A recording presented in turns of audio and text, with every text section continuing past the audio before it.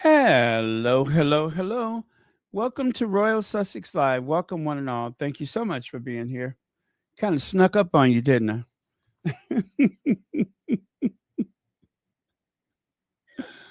I was like, I don't feel like an intro. Hi, Kathy G. Thank you so much for being first. Okay. Hi, Mary H. Legs is here. Gwendolyn Daniels, Vivian Green. All right, let me get my slides up here and we're good to go.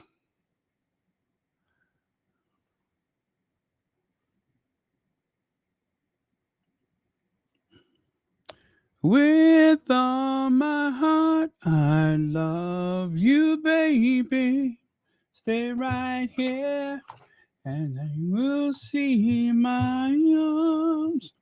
Will love to hold you. Okay. Um, I woke up and it was like a ton of photos from last night. Where were all these photos last night before I went to bed? Okay.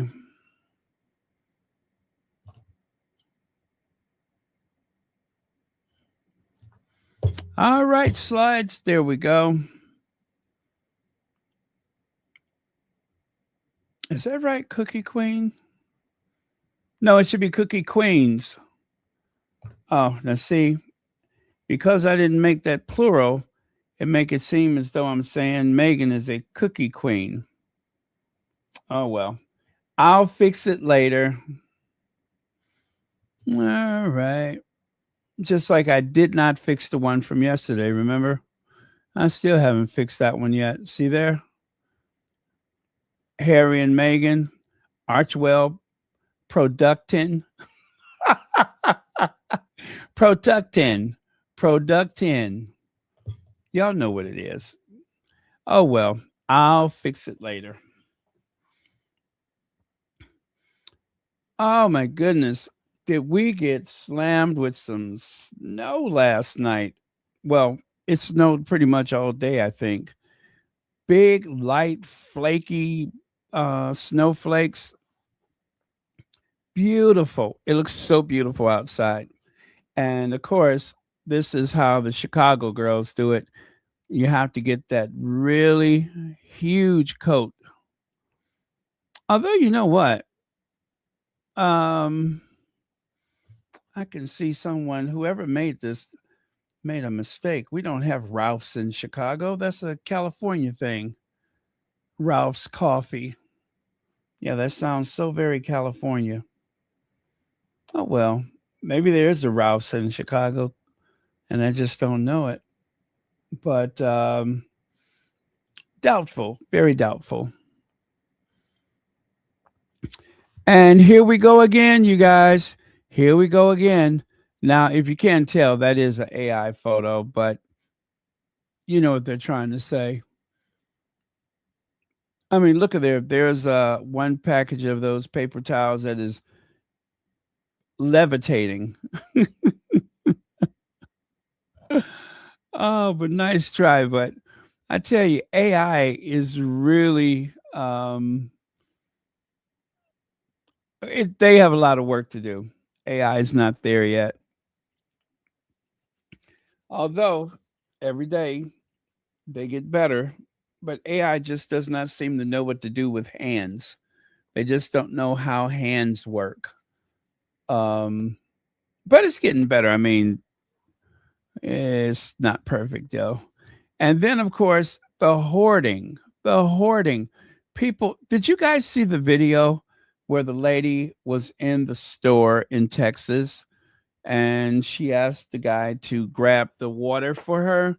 She's like, "Can you put that water in my cart?" You know what he did? He took every single bottle of water and put it in his shopping cart and refused. He wouldn't even share it with her. He said, "Look, you got a family and you got to do for your family. Well, I got a family too, and I'm doing for my." It was just, it was awful. It was awful. He was not being a gentleman, I can tell you that. But yeah, she asked him to load the water into her cart, and he just took it. He just took it. And so she followed him, and he's turning around. He's like, "Do not follow me." And and obviously she was recording him because she couldn't believe what he was doing. But I thought at the least you should offer to share it with her. But, and she's like, "Is this how gentlemen act?" It was ugly. All of that over water. But they have pretty much cleaned out the grocery stores. And here's one way to manage if you find yourself trying to navigate a really big snowdrift. You could always grab those cat uh, uh, bulldozer boots that I guess they sell those on Sheen. Anyway, that is one way to deal with it. Although I don't know how long it would take to clear your driveway with that, but I don't know. Some people in the on the right feet, you might find it helpful. Yeah, no, I don't know. Recollections may vary.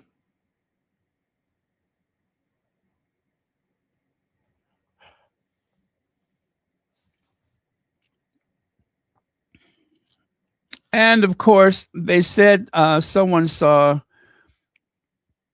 Sarah Jessica Parker wandering around the streets of New York. Um, I'm not sure that that's her. It kind of looks like her, but she's got one of those old cell phones, so maybe it is her. But yeah, I mean, when the weather is like that, you really do have to dress appropriately.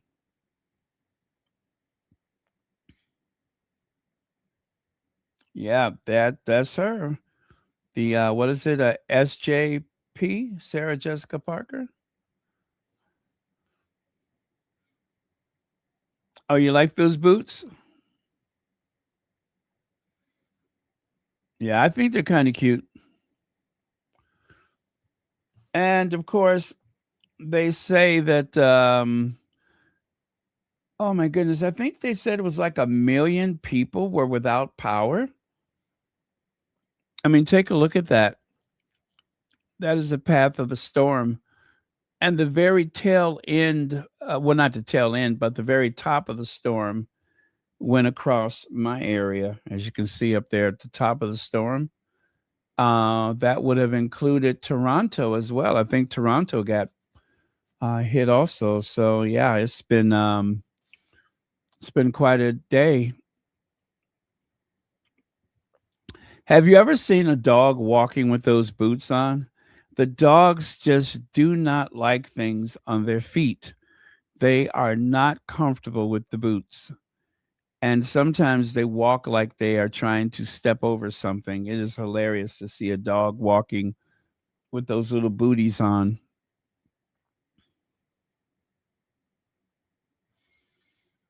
And here's a picture from Chicago. That is the famous water tower, that neo Gothic structure actually is a decorative cover. It's not actually water in it. It's a, how do I put it? It's a decorative cover for a standpipe. The actual water pumping station is all the way over there to the right. You see the building with the light illuminating the side of it? That is the water pumping station. And both of those buildings survived the 1871 fire. The pumping station is still in operation today. And as for the water tower itself, um, the standpipe is simply used to equalize the water pressure to help, pump the water throughout the community. And here's an aerial view of Chicago. If you've ever flown into Chicago, chances are you've seen this view before. This is how you get to the airport. It uses the streets because the streets are on a grid. They use those streets as a landmark to guide the planes to O'Hare Airport.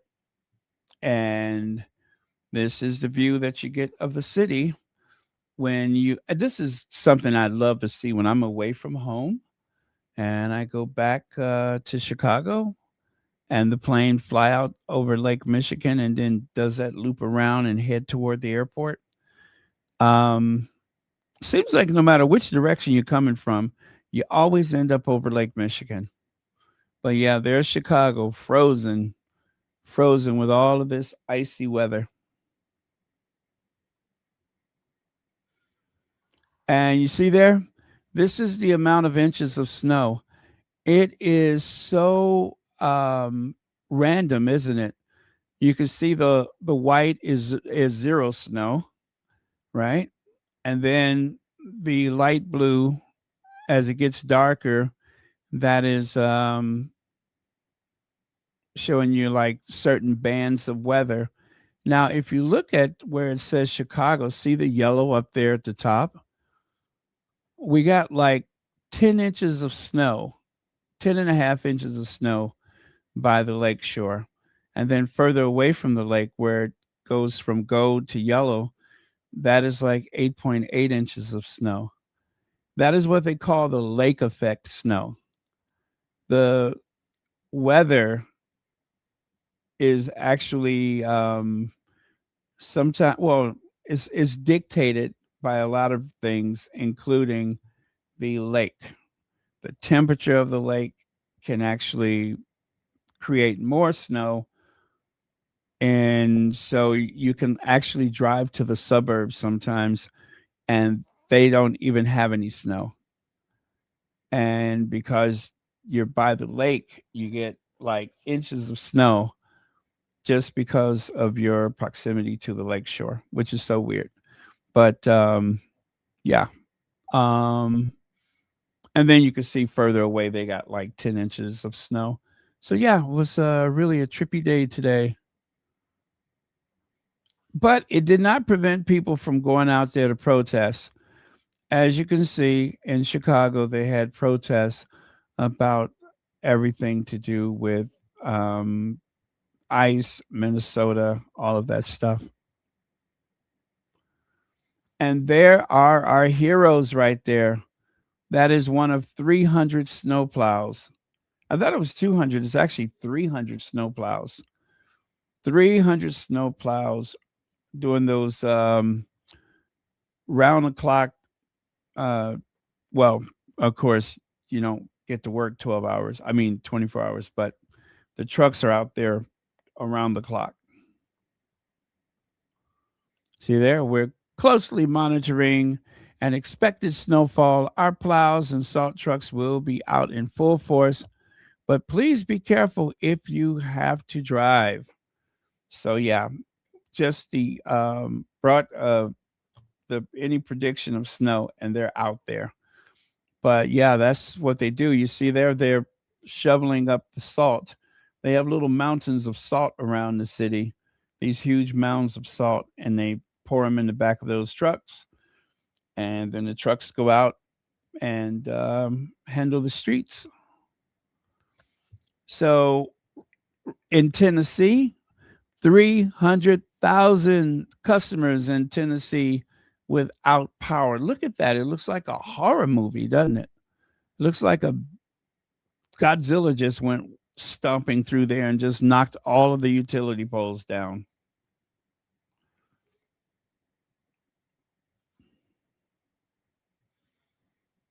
And a sight that happens on occasion that you might feel looks very strange. You see the train?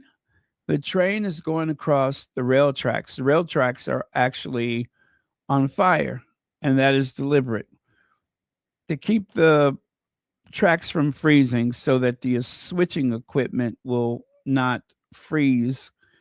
They have to use the switching equipment for the trains.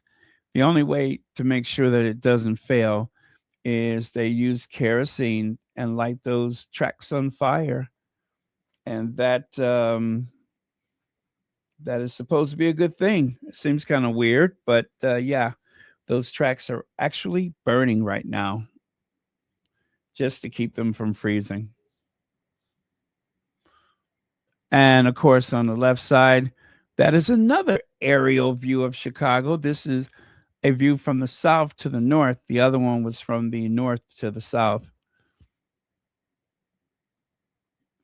And there's Millennium Park with the famous bean. The sculpture's actual name is Cloudgate. And there's another view of Millennium Park there on the right. And listen, I'm not going outside until the temperature is above my age. Remember that.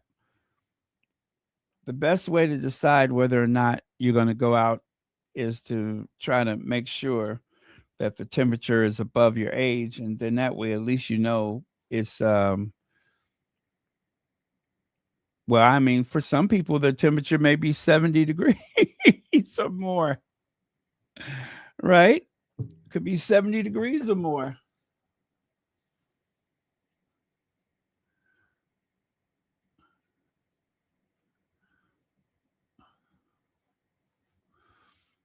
I think everybody should bury those power lines,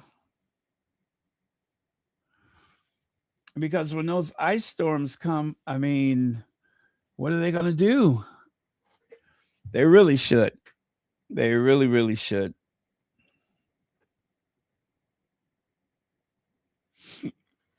Aha! There's the culprit right there. I think the police have this lady in custody. She's the one that's been causing all of these freezing temperatures. I think she was in a movie or something like that, but or was that a documentary? Yeah, I think they made a documentary about her. She causes things to freeze. She tried to run for it, but they caught her.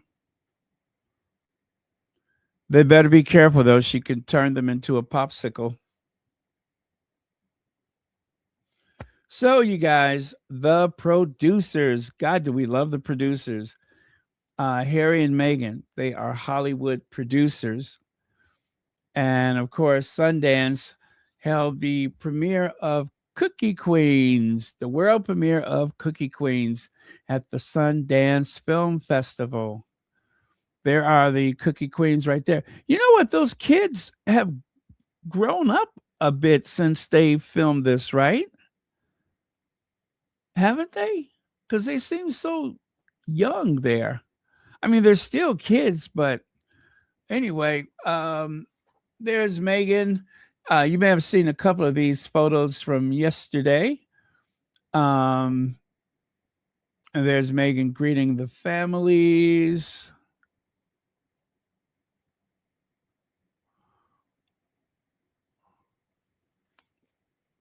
Yeah.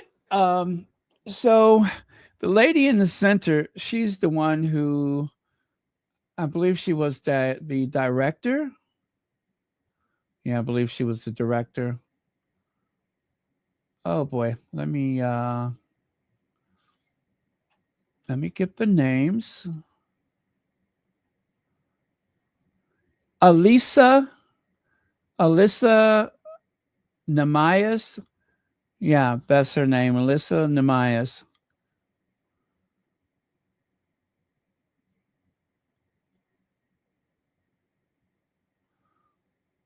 Okay.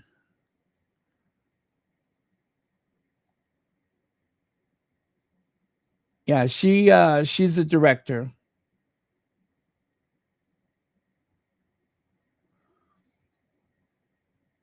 She's also done another it's called Crimes, is it Crimes and Crimes with a K? And Wildcat, whatever that is. That was from 2022.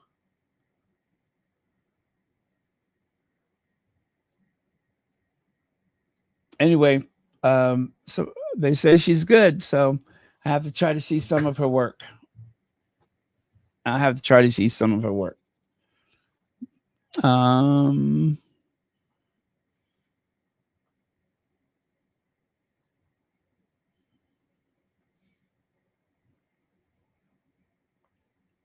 okay, so Alyssa has the glasses on. Who is that lady? Oh, Lord. I thought I had the names. Okay. His name is Eugene Hernandez. That's who he is. Oh, not the guy there with the glasses. That's Eugene Hernandez.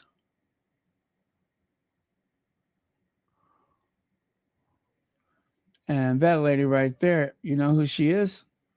Me either. No, actually, her name is Amy Redford. And of course, you may recall from yesterday, that is Robert Redford's daughter, the actor Robert Redford, who um, founded the um, Sundance Film Festival, right? Yeah, I think this. So, what year is this? Anyway, it's been around for a while. Her brother passed away. Her father passed away, and so I guess she's the one in charge of things now. But anyway, that's who she is, Amy Redford, Robert Redford's daughter. Okay, I do have a little sound bite for you. Oh, you know what? I did that one yesterday. I won't do that one again today. Um, One of the squatties pointed out how the Sussexes, after 10 years, they still look like they're out on a date. 10 years that well, just shy of 10 years. I think it'll be 10 years, what, in just 6 months, 5 months? That will mark 10 years since they went on their first date. Yeah, 10 years since their first date will be this year. How cool is that? They met in 2016.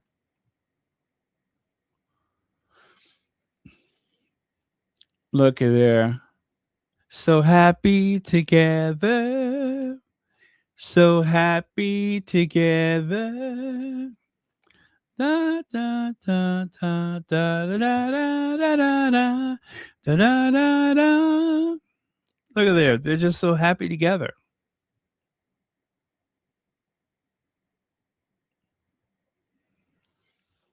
Okay. See what I mean? I think those kids have kind of grown up, haven't they? Are those the same kids? And stylish, aren't they? Those are some stylish kids there.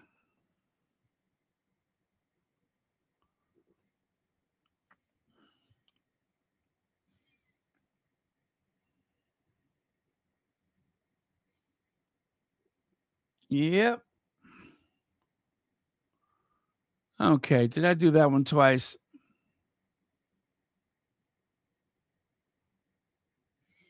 Is that one of those labubus? What do they call those little stuffed plush things? The lobu, labubus, whatever.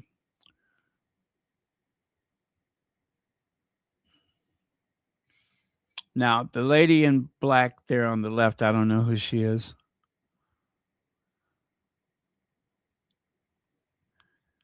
Oh, and Meghan did have a speech. Let's see if I can cue that up for you.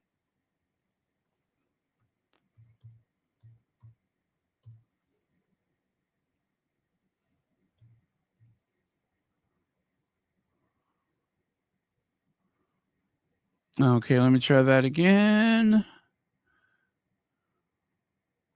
I can make this happen. Oh, it's Sundance, not Sandance. Okay, get that right now. Sundance.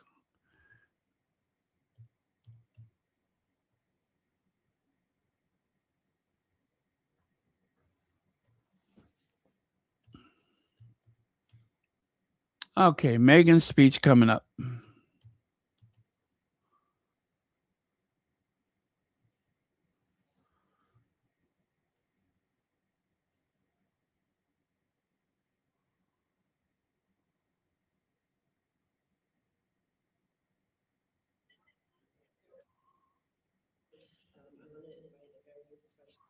Oh, okay. Got it. Here we go, you guys. Here we go. I want to invite a very special guest on stage. Can you please join me in welcoming Meghan, Duchess of Sussex?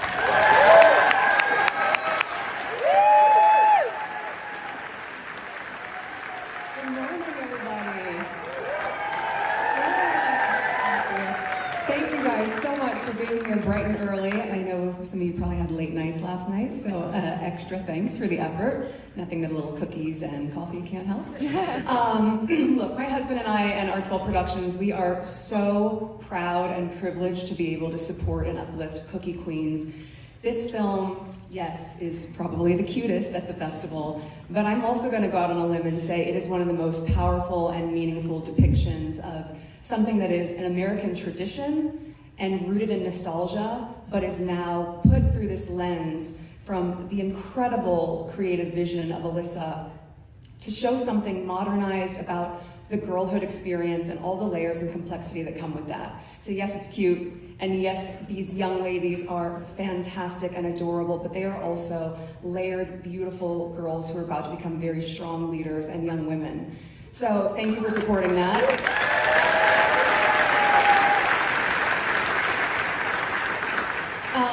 A huge thanks to our team at Archetypes Productions, Chanel, Wesley, Q, we love you guys, thank you so much for everything. Josh Braun, Maggie Pisacane, and then of course the producers. This film is such a labor of love they have worked on for a couple of years, and with all of the hundreds of hours of trusted fly-on-the-wall material that they were able to capture with these families that let them in and allowed them to show and share their lives and their loves. I think the editorial in this that you'll see is also something pretty outstanding. But that is all testament to the talent and expertise of the director, Alyssa Namias, who is here today, and I'm so excited to introduce her to you. Please give her a big round of applause.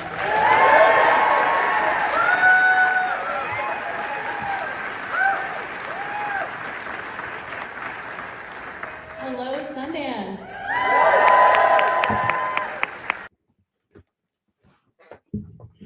All right. How cool is that?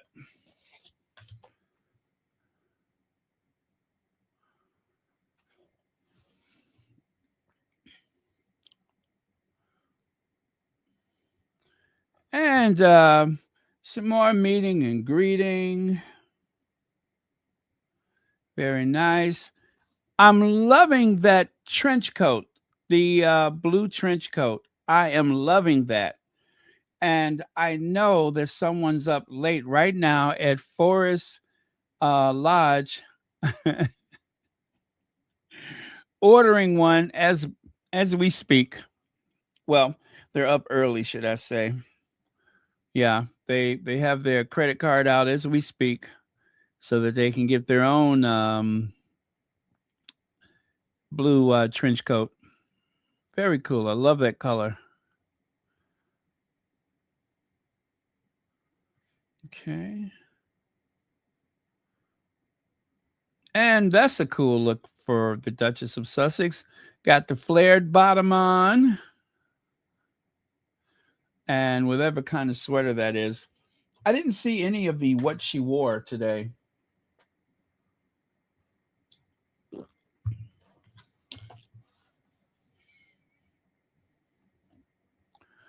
And of course, you can, you know what? Let me go back here for a second. Let me do something else here because I still got a couple of more vids.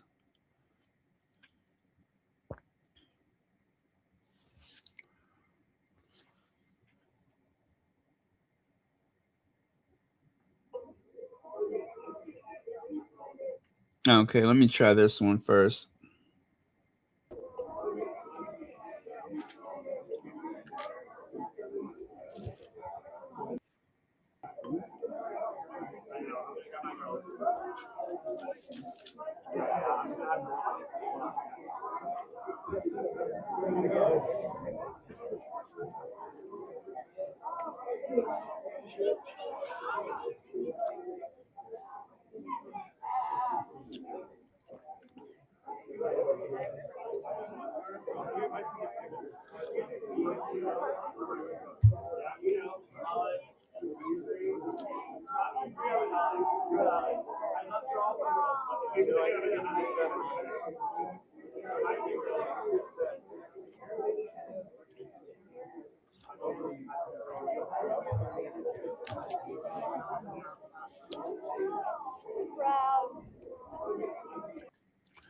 I don't know what happened to the sound, but it does sound weird. Let me try one more.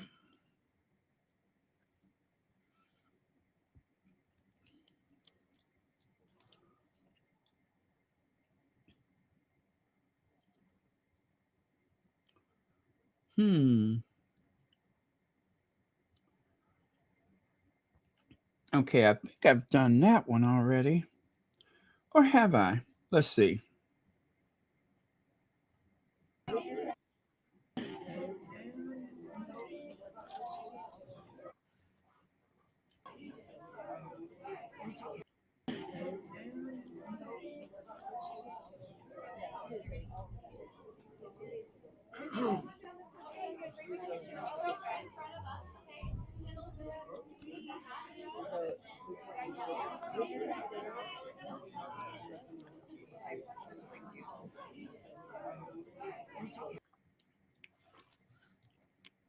Okay, she working that hat, ain't she?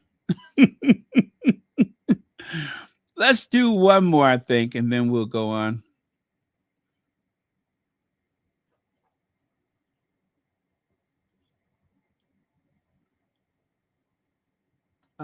Do I want to do this one? There's royalty in the title. Okay, I don't think I can do that one. Not that one.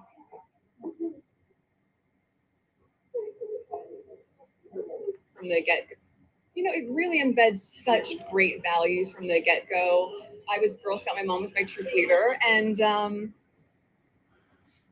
Okay, I want to do this one. However,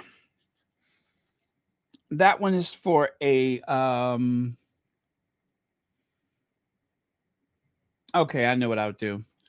I'm going to do this one without getting in trouble. So here goes. it really embeds such great values from the get-go. I was Girl Scout, my mom was my troop leader, and I think the value of friendship, of being dedicated to a goal, as you see that in Cookie Queens, it is so reflective of how these girls stick with something that's important to them and don't give up. And self-belief, I think, is a really integral value that comes as being a Girl Scout. Another question, you have a young daughter. She's maybe a little bit too young for Scouts at this point. Do you want Lilibet to be part of Girl Scout? It's interesting. I think we'll continue to explore whatever feels right. But Alyssa's also a mom of a daughter. And I think for both of us, working on this project has been incredibly special as parents, as mothers, to be able to see something that our girls will be able to watch and enjoy as well. Yeah, in fact, the film began with my kids asking me to make a film that they would really want to share with their friends. And then understanding that Girl Scout cookies was a way to looking at girlhood and coming of age in ways that both kids and adults will really relate to. So I'm so excited to share that with the world. It really embeds such great values from the get-go. I was Girl Scout, my mom was my troop leader, and I think the value of friendship, of being dedicated to a goal, as you see that in Cookie Queens, it is so reflective of how these girls stick with something that's important to them and don't give up. And self-belief, I think, is a really integral value that comes as being a Girl Scout. Another question, you have a young daughter. She's maybe a little bit. Okay, I didn't realize that overlapped like that, but it's all good. So let me go back here. And of course, that is exactly what they were speaking of. Oh, by the way, someone just sent me a PayPal. Thank you very much for that. Greatly appreciate it. And also thank you for supporting Royal Sussex. So there is Meghan, second from the right. Her mom was also her troop leader. And of course, you can contribute the ability to be a good entrepreneur, because after all, selling those cookies, it really teaches the girls about what it means to have to promote a product, sell a product, having a financial goal, all of that. And there's Meghan on the left side holding that box of, I'm going to say that is, what is that cookie that has the coconut? Do they call it a praline cookie or something like that? Hasn't that one been discontinued? Oh no, I think they still have it. The one with the chocolate, the coconut, and oh my god, that's such a good cookie. That is such a good cookie. But very, very sweet. Just think about it. All of those people on the street that day that walked past that little girl, or those who stopped and actually bought cookies, I guess they didn't know that one day she was going to grow up and be the most famous princess of the realm. Yeah, who knew that? That one day she would grow up and be Rachel Zane or Meghan, the Duchess of Sussex. You just never know where a person is going to end up. And here's another glimpse of the cookie team.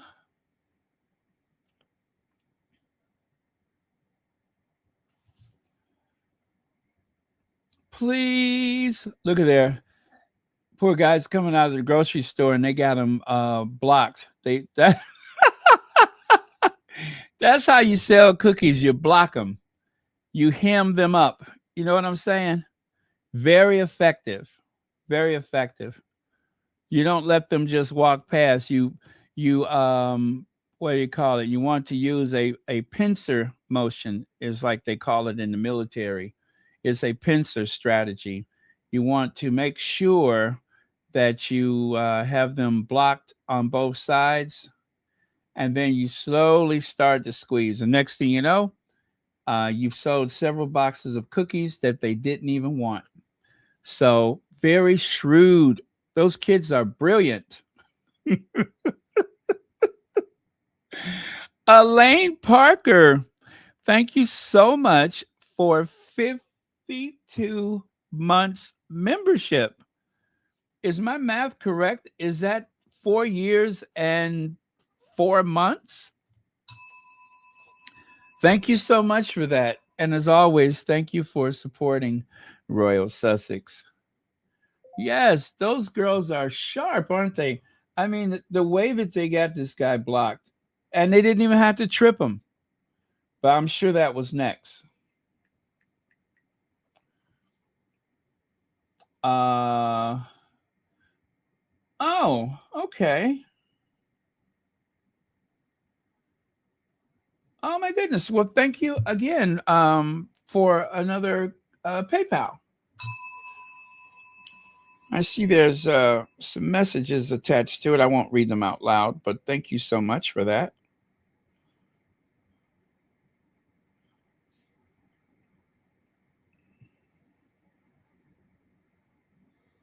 Oh, you're very kind. You're very, very kind. Thank you so much.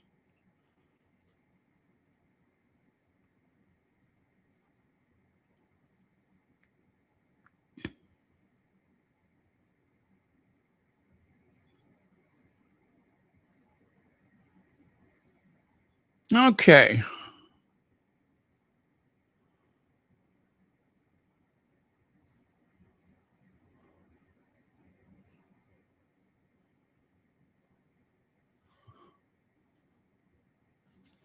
All right. Okay. Thank you. Thank you. Thank you. And I'll take that away. Oh, all right. Oh, how adorable. Look at there.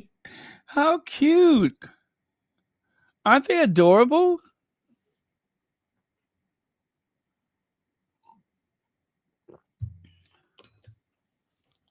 So sweet. I tell you, this just makes me want to run out and grab some Thin Mints. Right?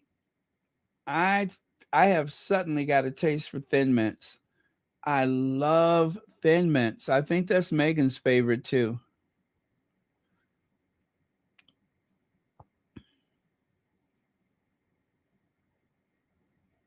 Yeah, you gotta love the Thin Mints.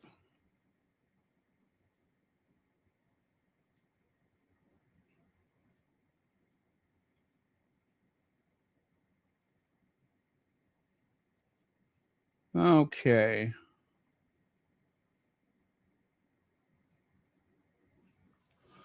Okay, next. Now, Meghan and Harry make a royal cameo at Sundance, and that was featured in British Vogue magazine.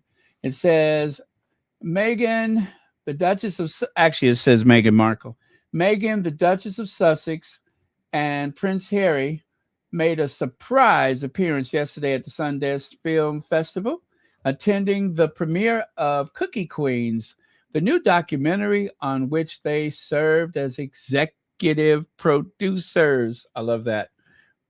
And while the Sundance red carpet in snowy Park City has become a surprise source of subversive winter fashions and cozy but cool looks, the royals opted to have a more muted, monochromatic, matching couple style moment. Meghan and Harry took photos with the documentary director Alyssa Namias and festival director Eugene Hernandez, as well as the Sundance Amy Redford. Meghan also took a moment to meet the girls featured in the documentary. I'm telling you, those girls seem like they are too big to have started in that thing. They are growing fast, aren't they? How could they have been the ones featured in the documentary? I don't know, because they look much older now. I mean, when did they film this? 2-3 years ago? But you know what's cool, though? They managed to do this without the tabloid media knowing anything about it. Huh? They managed to film this, a whole Netflix production, and the tabloids knew nothing about it. All of those stories about how Meghan and Harry weren't doing any work, and look at there, they have this what seems like is going to be a very big hit. And what did the tabloids know? Nothing. What are they good for? Nothing. Cookies and Queens. Wait.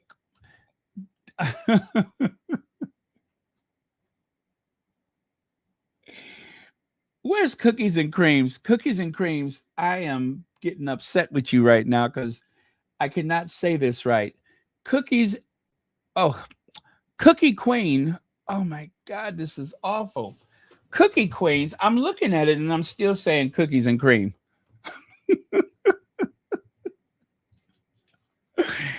Oh Lord.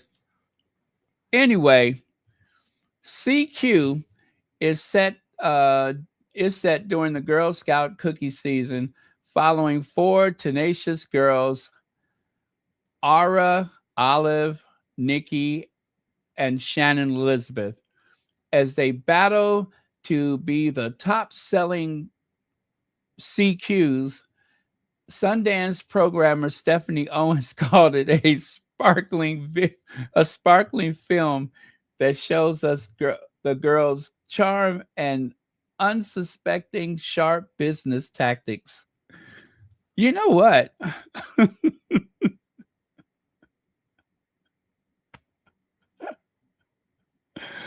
Oh Lord! Oh, Church Nelly is here.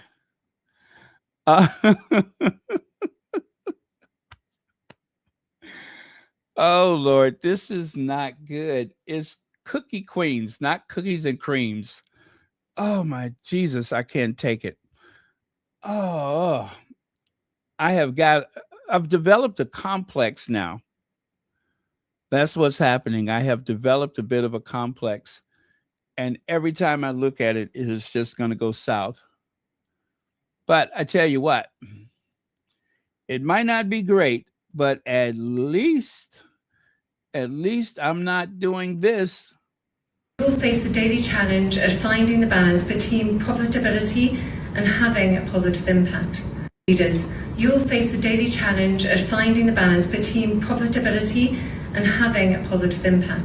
Yeah, at least I'm not inventing words. I'm not inventing words. Patine. Popitability.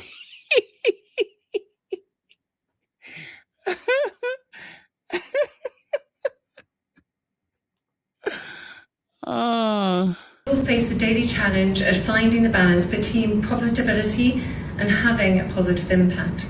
Leaders, you'll face the daily challenge at finding the balance between profitability and having a positive impact. Oh, okay. Now, if that were Meghan, we'd never hear the end of it, would we? We'd never hear the end of it. But because it's St. Catherine the Great, they just let that one slip by. Taking no notice of it, seemingly taking no notice of it. So, think future Supreme Court justice, CEOs, and beyond, she said. A sentiment that reflects the Duchess of Sussex's own values and advocacy for young girls and women empowerment. Meghan and Harry act as executive producers under the Archwell production banner. Their appearance maybe wasn't that much of a surprise given their front-facing credits for the film, but the couple opted for decidedly low-key outfits. Prince Harry wore his favorite form of practical outerwear and sported a black zip-up sleeveless gillet with a long-sleeve black cotton shirt and dark wash jeans. Did he? I didn't see all that. In a sleek and pared back look, in keeping with the Meghan school of style, the Duchess opted for her chocolate brown, collarless Anine Bing wrap coat that tied at the waist, a simple black knit sweater, a black flared bottom mom denim jeans. She wore her hair glossy and straight in a middle part. Did I see all that? I guess. Oh yeah, I see. Here it is. Oh, okay. Yes, why did they change? Because Meghan changed her outfit. I noticed that. She changed her outfit. So it seems like they've been there for a couple of days, huh? It seems like they've been there for a couple of days and there were no photos leaked at all. How is that possible? Okay. Oh, well. Anyway, that was the British Vogue magazine.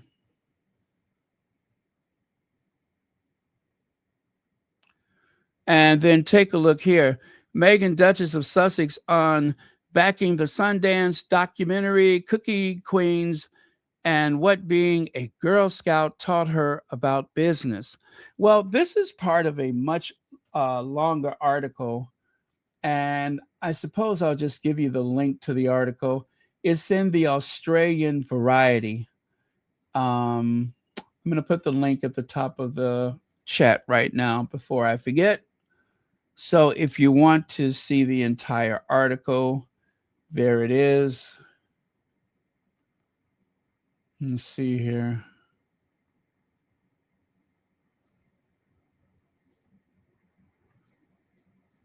Okay.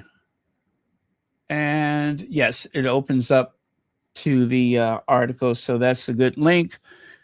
So it says here there's a question. It's an interview, I suppose, with two of the subjects being from California. Meghan, did watching them make you nostalgic? Did watching them make you nostalgic? And Meghan says, yes, without question, especially now. As a mother of a daughter, there's a very different lens that you witnessing it through. And of course, being reminiscent of my own experience of having been a Girl Scout in California. But I love how varied and diverse the cast is. I love that you see some of these families and what what they're sacrificing to give their daughters these opportunities. And on the flip side, some daughters were pushing themselves more than their parents would ever push them. And how's that ingrained so early on? So, um, looks like a very interesting article. The link is at the top of the chat. Feel free to save it or read it whenever you want to. But seems like a very good interview with the Duchess of Sussex.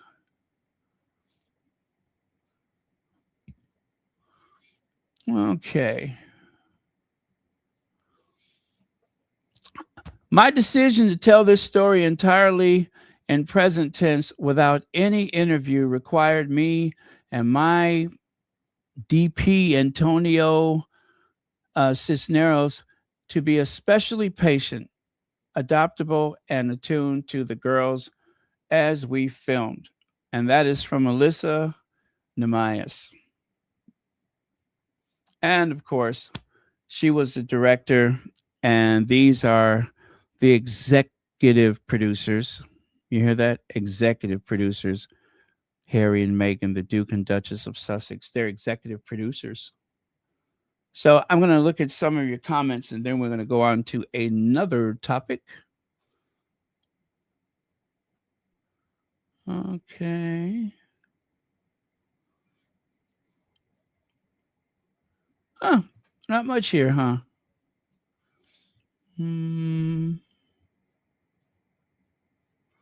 All right, let's go on then. So Prince Harry's stalker sat meters behind him during high court hearing. You know, this thing about the stalker, I don't know what to make of that, because you would think that this person would not have been allowed inside of the courtroom, and yet she was, right? I mean, who verified that that was the actual stalker? Where did that story come from? I just don't know what to think about this. It just seems like they're being very casual about it.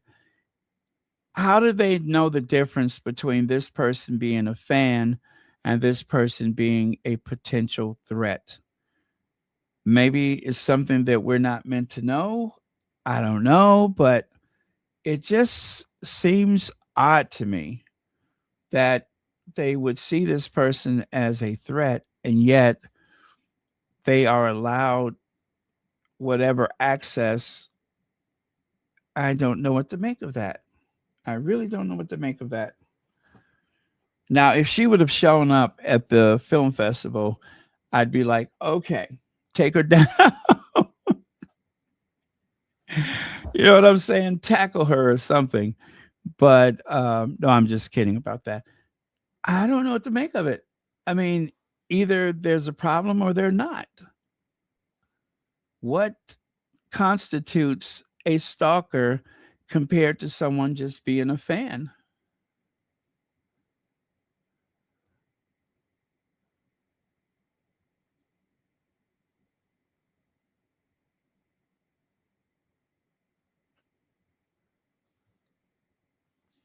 Yeah, I mean, if this person was supposedly dangerous in some way, they would have intervened. They would have made them leave the court or something.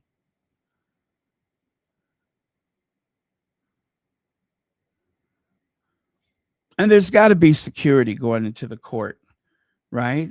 If it's anything like, well, you know what? Let me stop saying that, because that is the UK, and I don't know whether you guys have the metal detectors, but here in the US, I don't think you can get into any courtroom without going into a metal detector. I mean, before you enter the building, everyone's got to go through security. So I don't know how things are there, but you would imagine that Harry would be safe in the courtroom.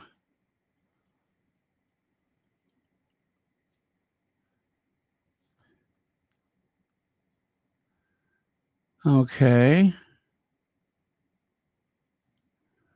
Okay, so if she doesn't do anything, they can't do much about it. So she's on a watch list.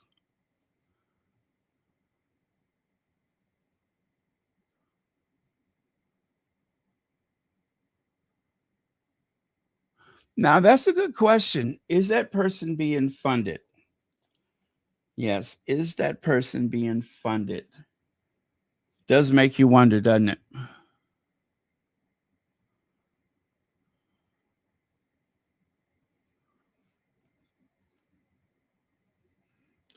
Maybe on the payroll, huh?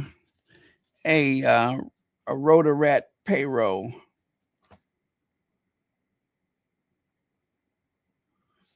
Oh, that's interesting. That is very interesting.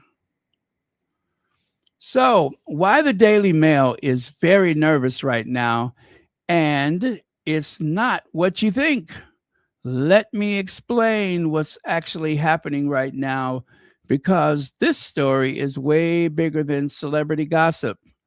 Britain's biggest middle market newspaper, the Daily Mail, is currently on trial in the High Court, not for bad headlines, not for bias, but for phone hacking, landline tapping, burglaries, theft of medical records, and paying private investigators millions. This is a 9-week trial, and it officially began this week.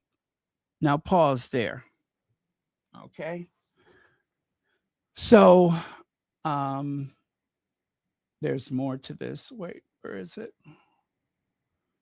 Oh, no. Did I lose my article? Oh, no, I have it. I have it.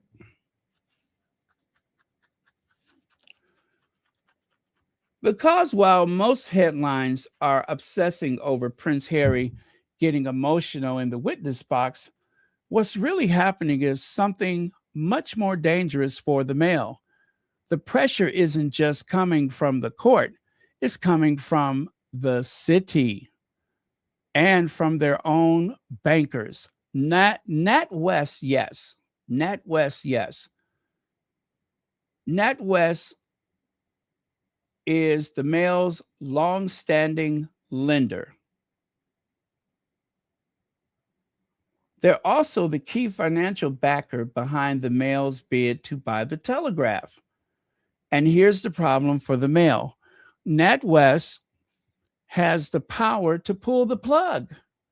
If internal auditors, that is, decide the legal risks are too high, if the liabilities start to look uncontrollable, NatWest can walk away. And city insiders are watching this trial very closely, because what's being tested in the court right now are allegations of industrial scale criminality inside the Mail's newsroom, courtroom. Not one rogue reporter, not one bad apple, but systematic behavior. And suddenly, shocking, the Mail has lashed out.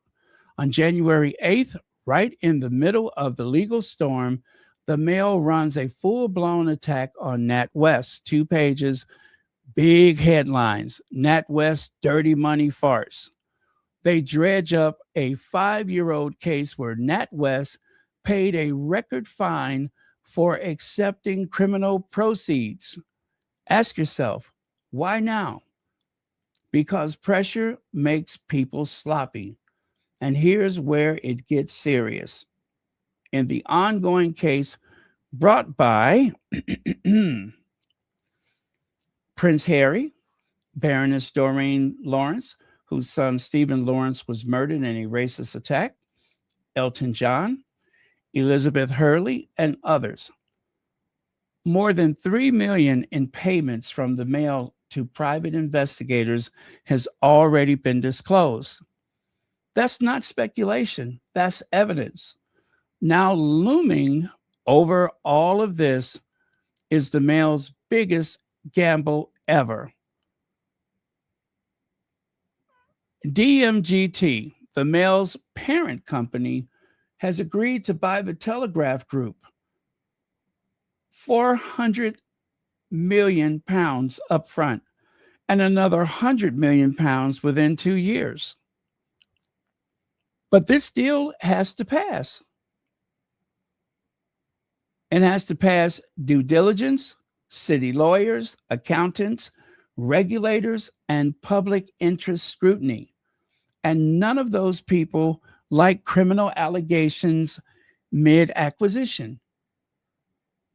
City PR expert Brian Basham, who has actually testified in phone hacking trials before, said the timing couldn't be worse. And here's a number that has bankers sweating: 1 billion. That's what it be, 1 billion. That's the estimated potential liability if hundreds of additional claims are brought based on what happened to Rupert Murdoch's empire after the News of the World scandal. A city analysis has already said a 1 billion hit could bankrupt DMGT or push it right to the edge.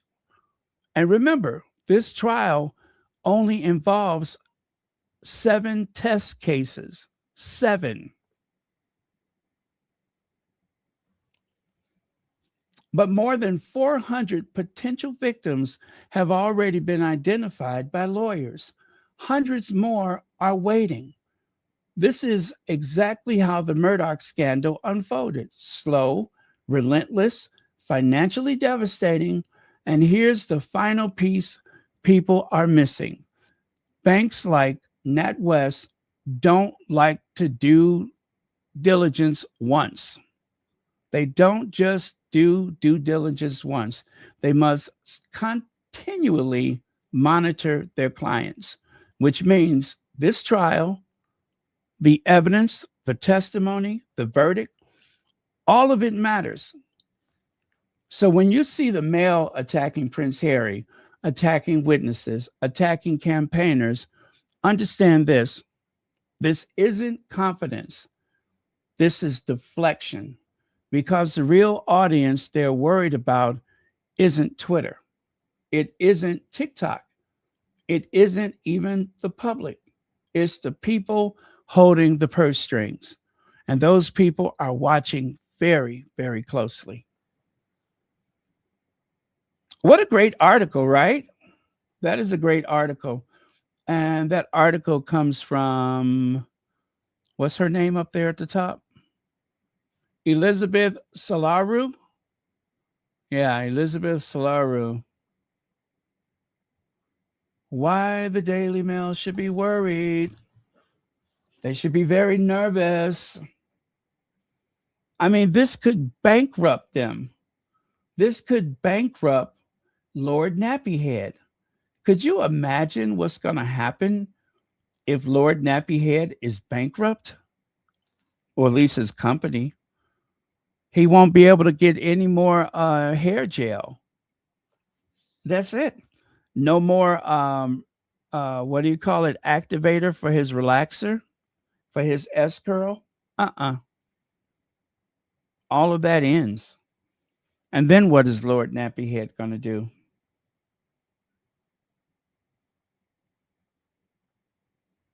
Now, he'd been rocking that S-curl ever since the 1970s. But I think his S-curl has run its course. If it's not running down the back of his neck and all over the pillowcase. Oh, sorry, Lord Nappyhead. But your newspaper's going down. Sinking like a stone. Now, I have another thing for you here. Is Prince Harry still fighting the institution he left behind? Of course, It is all out war against. I made a mess. It is all out war against Prince Harry because of this case, because it's getting too close for comfort.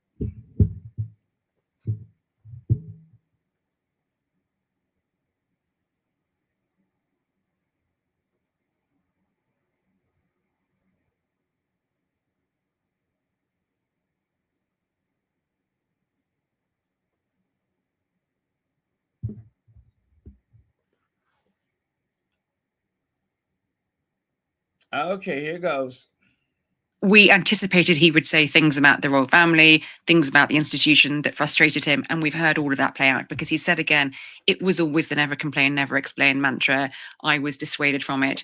The palace very rarely corrected a story. They would occasionally come out. But actually, you know, in the later years, we remember when Meghan came into his life, his press secretary at the time, Jason Knauf, was put out that very strong statement about Meghan as his girlfriend in 2016. So actually in the later years, it wasn't never complain, never explain. He did complain quite a lot. Yeah. And I mean, I think the problem with complaining, as Tom Peck in his sketch in the Times Today says, is that you do then end up having to do some explaining yourself as well. But it does very much feel that it's not just the press, facing these allegations, that he's taking a potshot at the institution, at the monarchy, at the men in grey suits that we know that he's railed against for so long. We know that the late Queen's mantra really was, it's first attributed to the 19th century Prime Minister Disraeli, never explain, never complain, never explain. And in his autobiography, Spare, Harry turns it on his head. He calls it the family motto. And he's so angry about that, even now. And that's really kind of bubbling out, isn't it? It's interesting, he left 6 years ago from official royal duties. Like you say, that the passion that you saw in the witness stand, that anger is still very much, not very far beneath the surface, is it? So that's Roya Anika and what is her name? Kate, whatever her name is.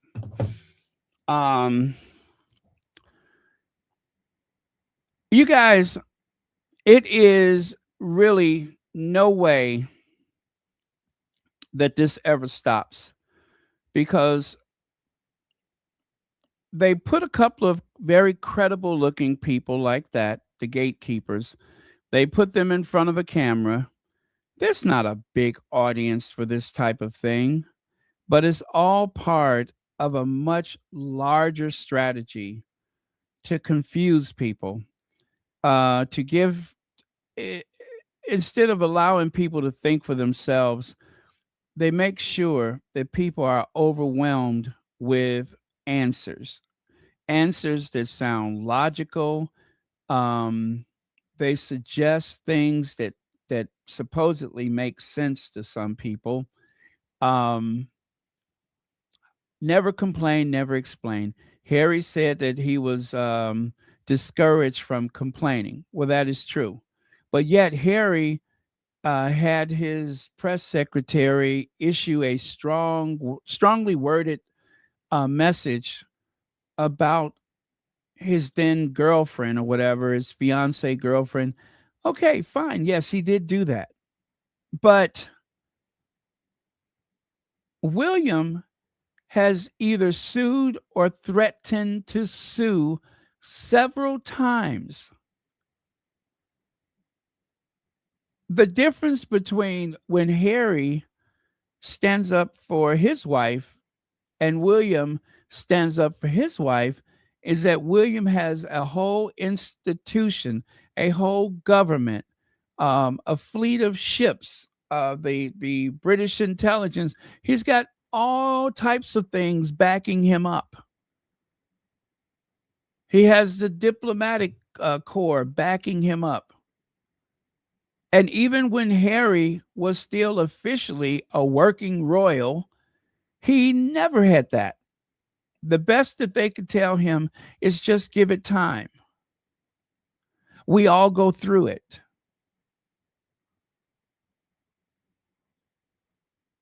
It's hopeless. That's all they ever tell him. But the least little thing that upsets William, and William is not so upset for Kate. It's an affront to him as her husband. You understand what I'm saying? I don't think it's so much that she's been insulted as much as he feels insulted that someone was so careless with her feelings. And that is the difference. But you will never hear Roya or Kate spell it out that way. The only thing that you got out of this conversation is that Harry doesn't follow the mantra. Everybody else does, but not Harry. Harry has been complaining all along. Well, they all complain all along. If they don't complain, how do they suddenly make an article in the Daily Mail disappear? How do they make an article that refers to, I don't know, William being a bully or Kate being overwhelmed? How do the wording of those articles suddenly change? Do you know sometimes the article has changed 8, 9, 10 times after they first run the article for various reasons, not all of them bad. But we've seen that several times where we have saved the article when it first comes out because the article is kind of disparaging to Kate or to William. And then all of a sudden, without ceremony, that article has changed. The wording has changed. The title has changed. I don't think they changed things for Harry. I mean, I get the fact, oh, yes, William will be king, but stop pretending like it's fair. Stop pretending like it's just, because it's not. There is a double standard. But the overall message is that Harry is just so sensitive. He's just too reactive. How come he can't be more like William? Because William has an entire government that is backing him. He has a whole nother House of Windsor that is backing him. He's not allowed to fail. He's not allowed to look human in any way. He has to be perfect. Kate has to be perfect. If anybody thinks that the Sussex squad calls out the royal family just because we got it in for them, that's not the case. We call them out because it's not fair. They treat the Sussexes unfairly. They need somebody on their side because they certainly won't get it from their own family, either side of the family.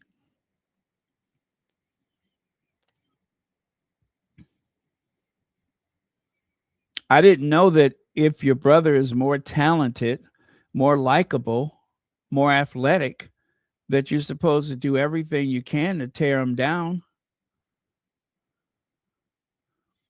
I didn't know that if your sister-in-law just happens to be, what could I say, a star in every way, and you're married to someone who is dull, someone who takes liberty with the English language. You'll face the daily challenge at finding the balance between profitability and having a positive impact.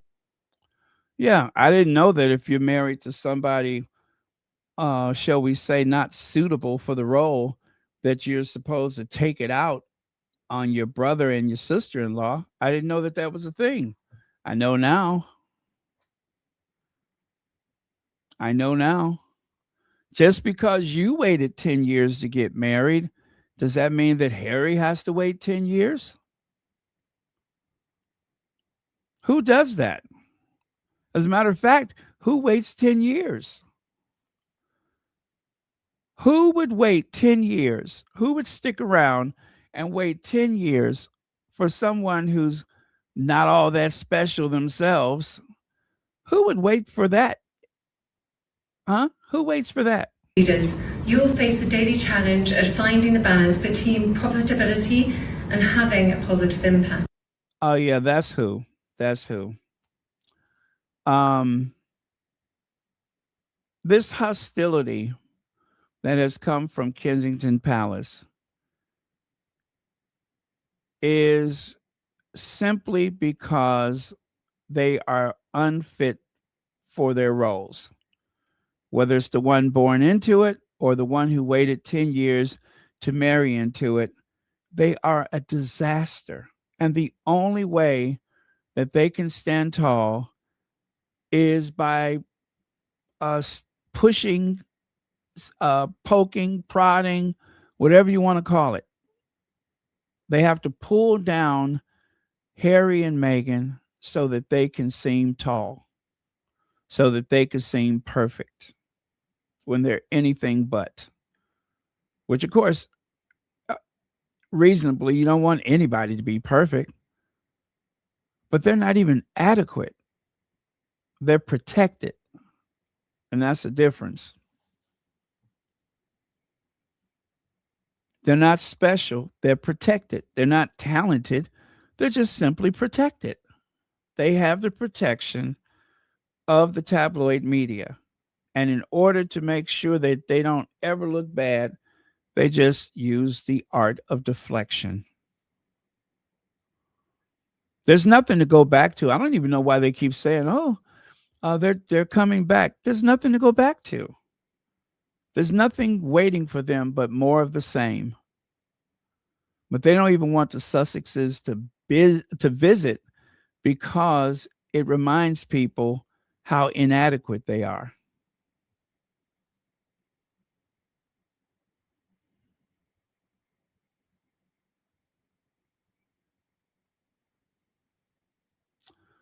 Oh boy. Let's talk about the Beckhams, shall we?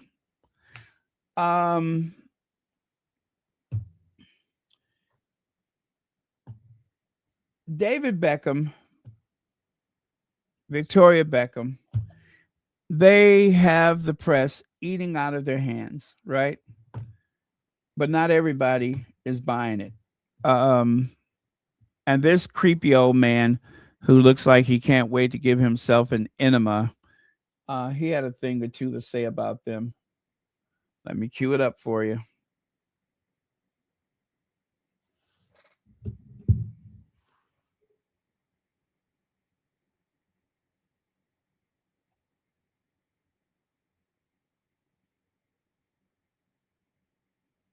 You've already written that you're not at all surprised that this, in the end, has blown up out of all proportion. Well, I think it's blown up, as I said in my book about a year ago, The House of Beckham. Brooklyn. Sorry, you guys, it's buffering. And of course, is the victim of very greedy, selfish parents, and has been bubbling for more than a year, his anger with them.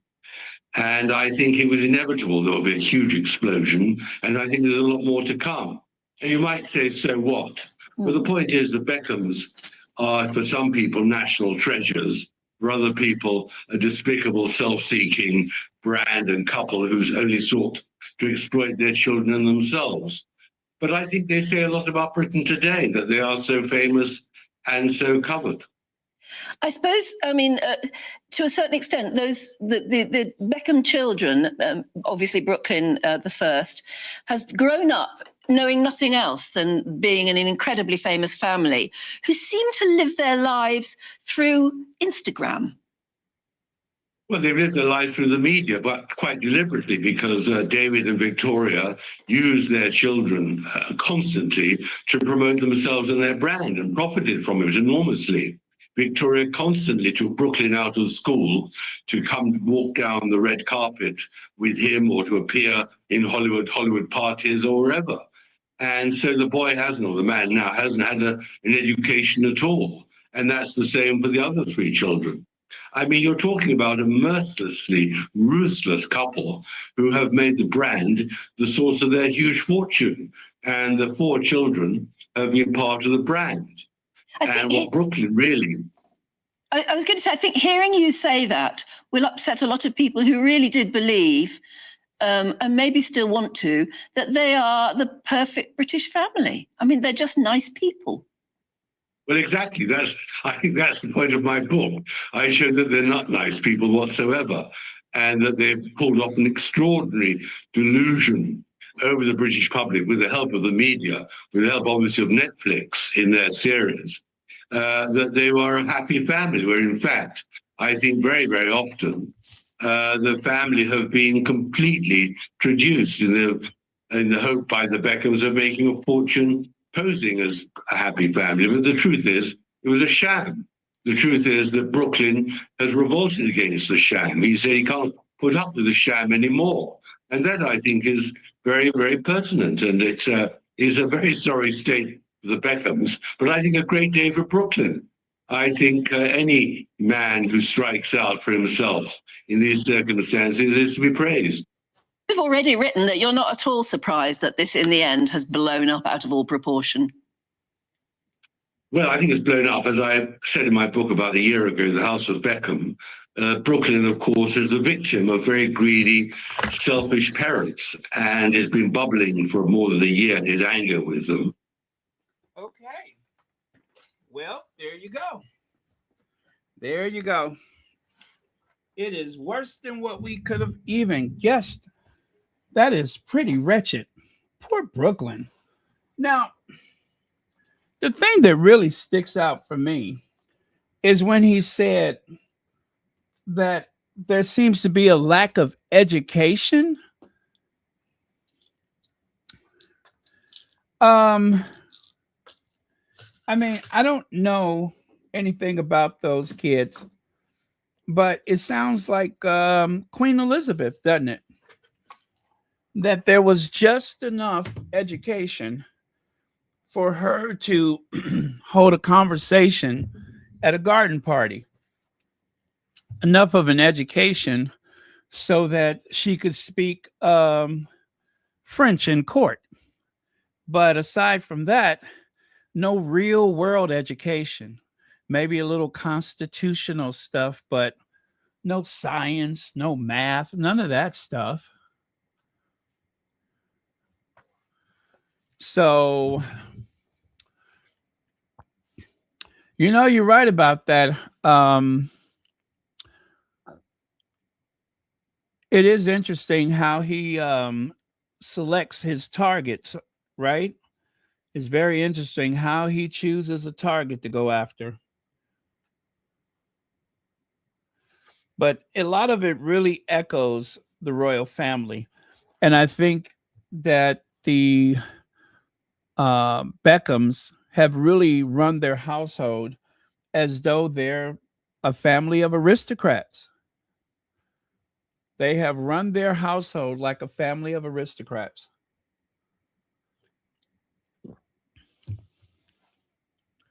But I'd be very interested to know about the kids' education. Have they, have they had their kids, did they encourage them to go to college? Did they encourage them to have a career? Did they ever ask the kids, what do you want to do with your life? So, very interesting.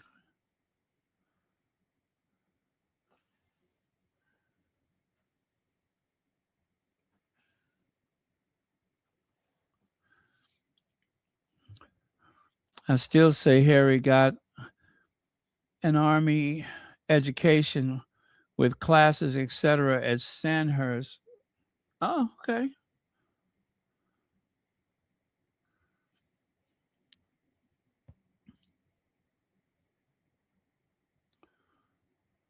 All right. Well, that was interesting. I tell you that was interesting. And you know what else is interesting? I'm done. I don't have anything else after this. We are done. That was my last slide. So, thank you all. And let's go back up to the top again. take a quick look. Oh, we don't need the storm stuff anymore.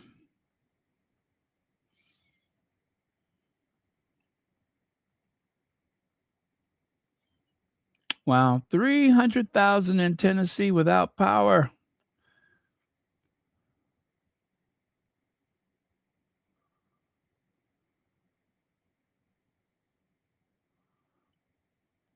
I don't recognize those kids. Are they? No, those aren't the kids that's in the actual thing, is it? I don't recognize those girls. Right? Where's the black girl at? I don't recognize those kids. Those seem like they're different kids. Maybe they just used them for the because it's only about 4 girls, right? It only reports or documents the 4 girls. So this must just be a poster. Yeah, this must just be a poster. That was confusing to me because I'm like, how are those kids so big now?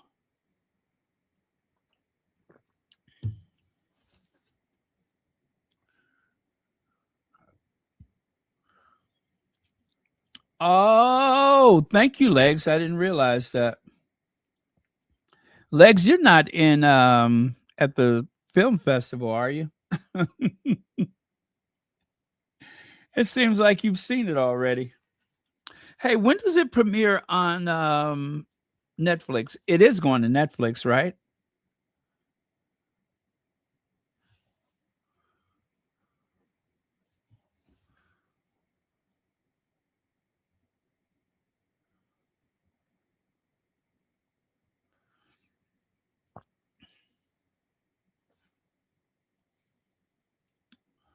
Oh, Armored School.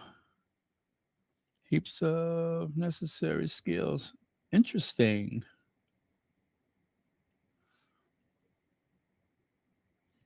Oh, okay. Thank you so much for that.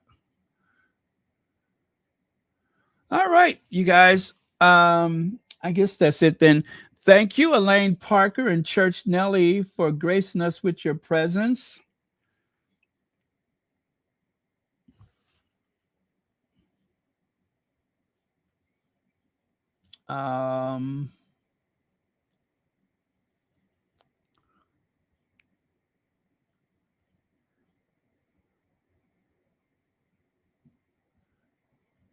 Oh, Ruth C. Good morning, all from Norfolk, London.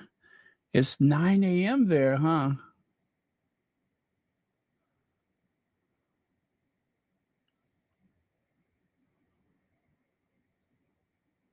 Oh, thank you very much, Ruth C.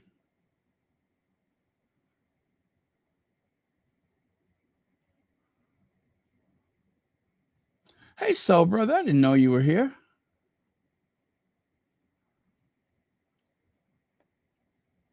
Okay, cheers, you guys. I'll see you next time. Thank you all so much. Oh, we got to do a members only soon.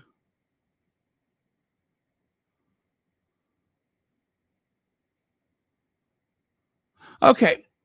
Good night or good morning. And please stay safe if you're in the path of all of this weather.